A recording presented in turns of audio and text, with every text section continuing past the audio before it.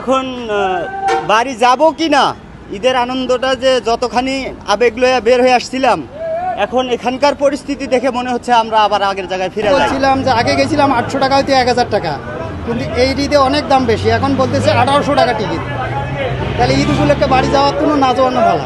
আমরা ঈদ উপলক্ষে যাচ্ছি, এই জন্য বাড়িতে যাচ্ছি, এই কারণে ঈদ উপলক্ষে 800 টাকা ভাড়া 1800 টাকা করে নিচ্ছে। একটা দিন যেটা ঈদের দিনটা, এই ঈদের দিনের যে খুশি এবং আনন্দ, এটাকে ভাগাভাগি করে নেওয়ার জন্য আমরা নিজের দেশে আর কি ফিরে যাওয়ার জন্য খুব চেষ্টায় আছি। তো এখানে দেখি যে এখানে আসার পরে দেখতেছি যে সচরাচর যে টিকিটগুলা, এই টিকিটগুলা আমরা মূলত 600 টাকা দিয়ে যাইতাম, 600-700 টাকা। এই টিকিটগুলা এখন চাচ্ছে 1600-1800 টাকা।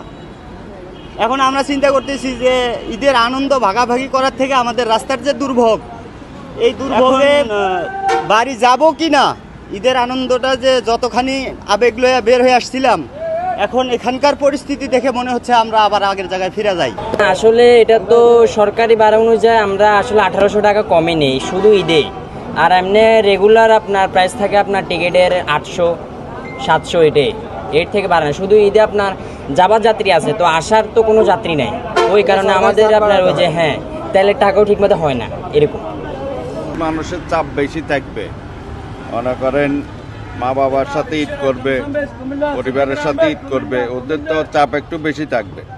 তারপরেও মনে করেন আমাদের 2-3 গাড়ি বিক্রি করা যায় ঈদ উপলক্ষে, নর্মালি কম। আসলে একটু পুলিশের তৎপরতা বা পুলিশের যে ভূমিকাটা পালন করলে মনে হয় ভালো হয়। প্রশাসন বাড়াইতে হবে, রাস্তাঘাট ক্লিয়ার রাখতে হবে। পুলিশের ভূমিকা হলো যাতে রাস্তায় যানজট না থাকে, কোনো প্রকার কোনো চোরাচারি কারবারি যাতে কোনো আত্মঘাতী না থাকে, তার জন্য